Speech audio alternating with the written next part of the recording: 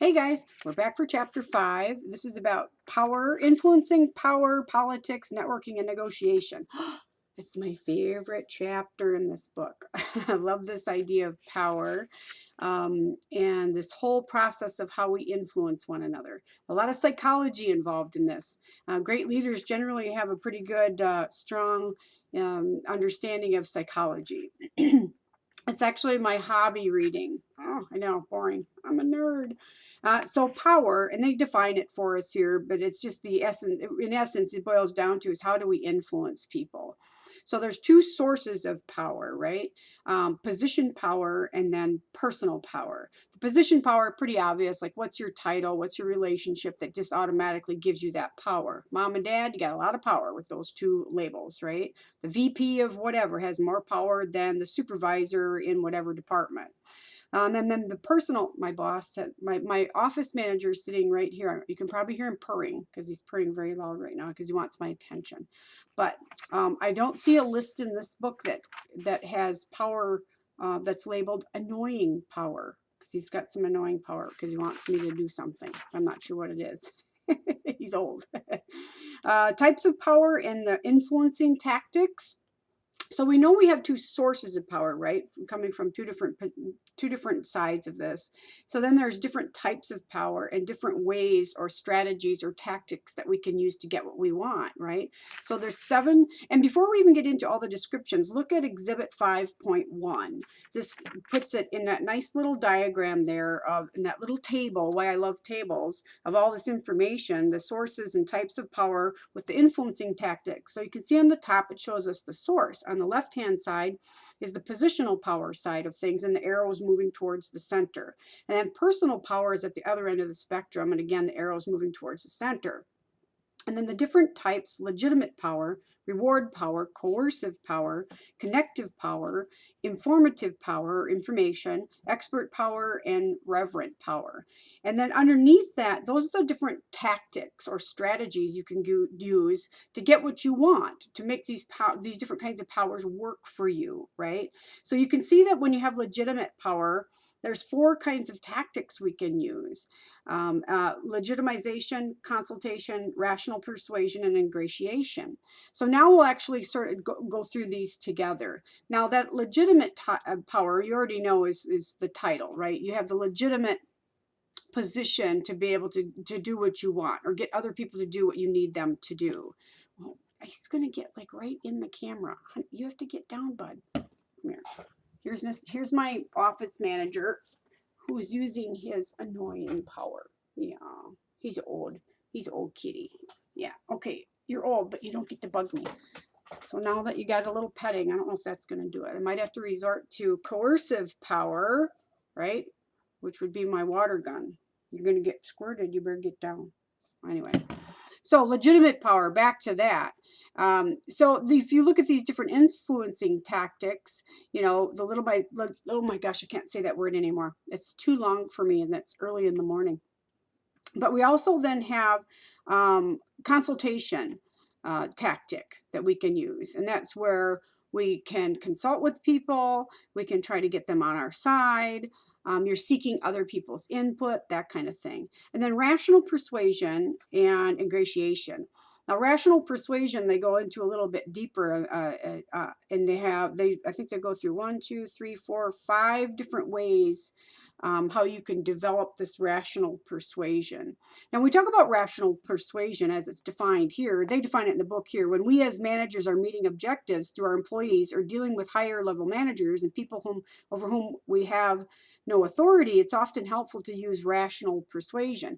So now you may not have that legitimate power of title, right, to get what you need done. This often happens on teamwork, right? So now you got to use some rational persuasion because you can't say, well, I'm the boss of you. You have to do what I say. You have to try to talk them into it. That's kind of what using rational persuasion is. Now, it means that we have to be really on our game, though, right? It has to be true. And they talk about it here, explaining the reason why the objective needs to be met, explaining how the other party will benefit by meeting this objective, right? provide evidence that the objective can be met, right? That we can get this done. Explain how potential problems and concerns can be handled. And then if there's any, excuse me, competing plans to meet the objective, explain why one proposal is better than another.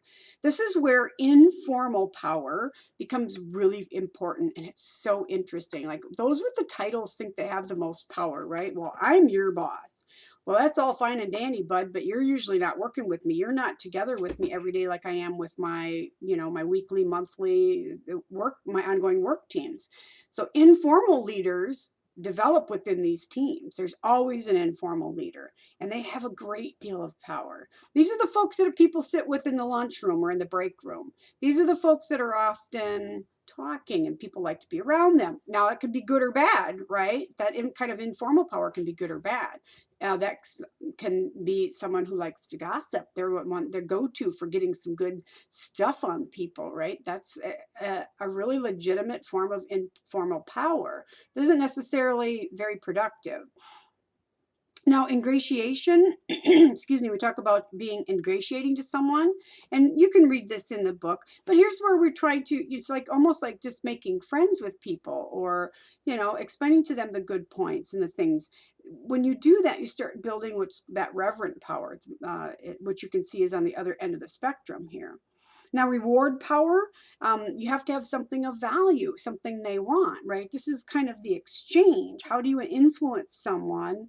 It's like a good trade, right? Do you have a good trade? And this comes in a ton of different forms, right? This can, like in companies, like if you go into Walmart or whatever, you see they wear the vest and they got the little pins and stuff on them. I can't remember what they're called. There's a name for these pins.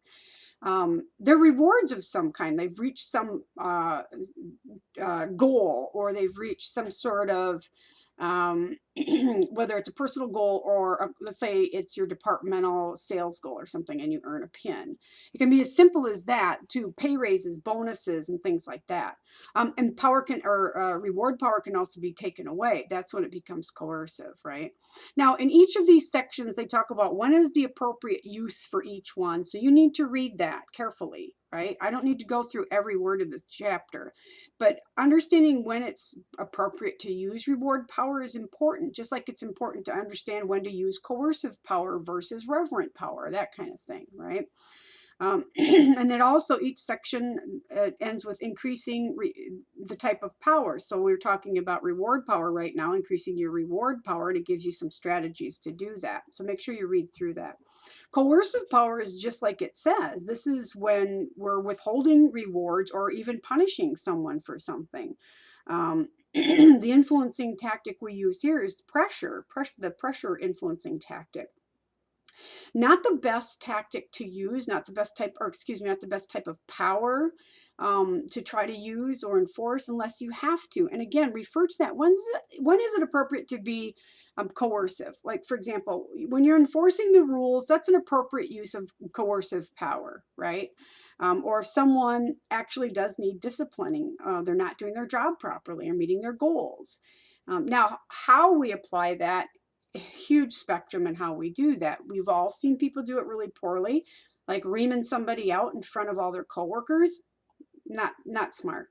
But people will remember that. Not just the person who got reamed, but the other people who were listening. They will not forget those things. Then we go on to reverent power, which is basically the most powerful. This is the type of power that gets people to walk through fire for you. It takes generally a long time to build reverent power because it's based on trust and loyalty, right? And we use that personal appeal is the influencing tactic we use to build that reverent power. We also use inspirational appeals. That's the second kind of tactic we use. But the bottom line for reverent power, though, is really building strong personal relationships with your followers. And that means all your followers, not just your faves, right? Because you all have favorites. We all do, whether we try not to or not. And again, it ends with using the appropriate use for reverent power and then how to increase reverent power. Expert power. This is your skills, your KSAs, right? Your skills, knowledges, knowledges. Is that a word? Your skills, knowledge, ability. that makes you the expert. That's generally, it's a great deal of reason why you got promoted, right? That why you have this kind of power anyway. But there are also people in the informal group that have a lot of expert power, but they don't have any other kind of a power, right? Because they're the content, we usually refer to those people as content expert. So let's say you have a cross-functional team, you're working on a project at work, right? And you have, I'll just use IT because that's easy for us to envision. So you have the IT person who's there because they're the content expert for what we need to get whatever it is done that we're doing. And that's really all the power they have. But it's important, right? We can't discount that. So again, look at when it's appropriate to use that type of power. And again, this is where rational persuasion comes in, the content expert. So for example, let's say you're trying to negotiate getting at something for your department and you're trying to sell it to your boss, let's say. You might bring in a content expert, somebody from IT, and you guys have talked about this. Like, if we just switched and did this one thing, we could make all this money, blah, blah, blah. And so you use this rational persuasion, right? And bring in the expert. And that also, again, gives you more expert power as well. Now, information power, this is data. This is data. You have vital information that other people need. Right? That's often what instructors have. We do have, I don't like to say that we have more power just based on our title. I don't like that because that's not what I'm here for. But I am here to be the content expert, the information person, and someone who's able to put things into context because this is what we did for a living, that kind of thing. So information power, we use, rational persuasion and again, inspirational appeal because we're bringing, and that's why I was a corporate trainer for almost 15 years, 13, 15, whatever it was, I forget. After so many decades, you forget stuff. Is they brought me in because I could provide the information they needed. And then connection power. This is that networking business. It is who you know. And I love, there's a statement in here, I don't know where it is, I'll have to find it, that talks about it's not just who you know, it's who you know and what they think of you. That's important. I thought that was really, really, really super interesting. And this again is relationship building. And this can be hard for some people if you're shy and or introverted, right? And you've heard me talk about that already in other chapter overviews. So in this case, this connection, we're going to use that coalition influencing partner. Oh my gosh, coalition influencing tactic. And say that 3 times really fast. And that's what we're trying to build, this coalition of people to get what we need. And then you guys can read on the appropriate use and how to increase connective power. Then we're going to move on now to organizational politics, which is a good leaping off point here because it goes back to a lot of what we just talked about, especially networking, right? So the nature of organizational politics, and I'll just read the definition from the book, is the process of gaining and using power, right? Now, this can be done for good or for evil, right? Oh my gosh. It's a medium of exchange, and that's where we get into that conversation about social exchange theory, which we don't need to get deep into that. But it is a medium of exchange, politics. Now, when we're talking about politics, we're not talking about the politics of government. We're talking about the politics of your organization, right? This is why we talk about corporate culture. There's always politics that are within the corporate culture. And that's what, so when we say political behavior, when they mention political behavior, there's 3 oh my gosh, what is wrong with my mouth today? 3 communication behaviors related to this. Networking is one of them. Network's actually the first one that they talk about. But again, it's not about politics and government. So we talk about the 3 kinds. It's networking, reciprocity, and coalitions. So networking, of course, is getting to know people, right? Socializing with people. That's where we hear the term politicking coming into play. Reciprocity is building alliances, right? This is where, and the book describes it as involves creating obligations and developing alliances and using them to accomplish objectives. And then coalitions is getting people on your side, right? This is how we can build our connective power too, is by using coalitions and building these coalitions to get people co-opted into what we need to get done. Now, when you look at the guidelines for developing political skills, in exhibit 5.2, they show us that in the triangle there, in the bottom of the triangle is the networking, and then reciprocity and coalitions. And then there's guidelines within that. So the first one being learning to understand the culture and the power players within your organization. So if that's really important, and you also have to understand who the informal leaders are, like within your group and within your organization. They may not have a fancy title, but for some reason people listen to them. And make sure when you're reading this, they're referring you back to your self-assessments. So they're asking you here, like, for example, to review self-assessment number 2 of this chapter, questions 1 through 5. These are related, or these are the kinds of tactics that help you understand the culture and who the power players are. And then the second way is developing good working relationships, especially with your manager. It never ceases to amaze me. I hear people complaining about their managers, complaining about the bosses, complaining about everything. They don't realize how negative, what the negative impact is on your success within this organization, in the success within your work group. We just had a big meeting at our college. It was one of our professional development days. And the table I was sitting at, one person in particular just complained about everything we were doing that day. And you know what? When I left that, I hadn't really, we often don't get to pick who we sit with, right? So I didn't know this person all that well. Boy, it was like, okay, check, mental note. I don't want to sit at another table or do any work with this person ever, because their overriding attitude was so negative. I didn't feel like we got anything done that was worthwhile. And it was annoying to me. Again, I need the annoying power. Where is that? I'm going to invent that. So looking at the advancement, doing more than what's expected, sharing bad news, don't go to your boss's manager, like going out of channels unless you have to. And there's real problems with that. You need to, I know it sounds sort of old-fashioned, but we do need to follow the chain of command. And we can go out of channels, of course, but if you go over their head because you're mad about something they did, there's consequences. First of all, you're going to really damage the relationship you have with your boss. And the person you complain to, like I was just talking about, they don't like it either. Like, wow, I got a complainer here. Instead of, why aren't they trying to work things out with their boss? Now, maybe you have, and maybe you finally have had to go, up the chain of command. But don't make it your first go-to, okay? Be a loyal, honest team player. And then that should speak for itself. You guys are going to be on team projects in your classroom studies. The reason we do that is because we know you're going to have to do it in the workplace all the time. And it's such a struggle, right? And then gaining recognition. Oh, that's where it was. I have a big ginormous star by it. It's not who you know that counts. It's who knows you and what they think of you. I love that. Boy, you just to be really self-reflective in the things that you say or how you carry yourself, because it's going to influence how people perceive you. Now, networking, I'm not going to spend a lot of time here because you guys are doing this as part of the ED project and your LD or PLE project.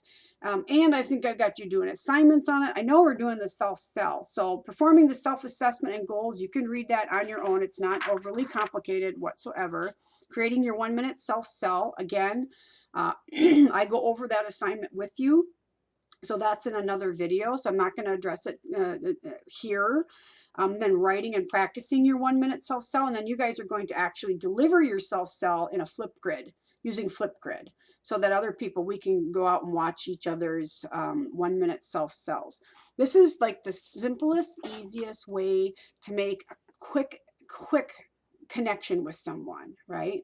And if you can, get past the nervousness of it. At first, it's kind of nerve-wracking, and just make it second nature. Oh my gosh, you just can't believe that what 60 seconds can do for you if done well. That's why we practice, right? Let me see, anything else? Developing your network, you can read that. It's pretty straightforward, making those professional contacts, even just remembering people by name and remembering a little tidbit about them. Oh my gosh, because, my whole world revolves around customer service. And that's like the #1 thing. Please remember people's names. And if you get it wrong, they will remember that, right? Conducting the networking interviews, that's straightforward. You can read that. And maintaining your network. And then it does talk a little bit about social networking at work. And we already know now we're in like a churning stream of understanding how to deal with all this social media at work. There are a lot of legal concerns and things like that. So they just barely touch on it here. Then they move on to negotiation. Again, straightforward. You guys can read this. Gives you the negotiation process. Please, please read that thoroughly. I mean, there's nothing that I can add that they don't already have here for us, other than this. We are not born good negotiators. This is a learned behavior. And we also know that culture affects this, gender affects this. Women are not necessarily considered good negotiators, because guess what? We're not taught to negotiate from childhood. There's a really good book called The Good Girl's Guide to Negotiation that talks a little bit about this. So for example, when they've done studies for children, even in kindergarten, and how the type of words we use already set up males, to be better negotiators than females. We'll hear people say to children, for example, the examples that this research study uses is, we want girls to share and be nice. Now, share your Barbies and be nice, right? For boys, we use verbiage like, okay, knock them down and take your Tonka truck, right? Or when, somebody comes to pick the kids up and there's been a kerfuffle over something and there's a little knock on the boy's head and dad says or mom says, well, what happened? Well, we got in a fight over a Tonka truck. They got in a fight over a Tonka truck. It's like, well, did you get the Tonka truck? Did you win?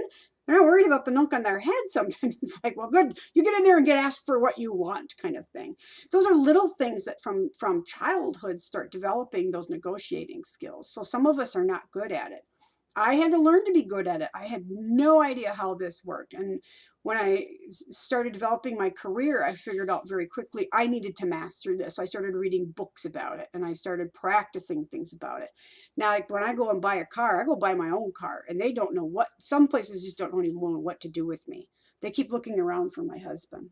Are you here alone? I'm like, yeah, let's start doing it. Right? So read that, and talks about gives you nice, great steps. Very straightforward. This is a good section on here without having to read a whole book. But the Good Girl's Guide to Negotiation is good for anybody. So even if you're a man, I mean, it applies to anyone. If you don't feel you're a great negotiator, gosh, read the book. It's fun anyway. And then lastly, the chapter wraps up with this ethics and influencing. What this boils down to is, please use your power and your influence towards good and not evil. Because we've all probably seen it done in both ways, right? So make sure that we don't make the same mistakes. All right, the end of my favorite chapter. All right, you guys, we'll see you for the next one.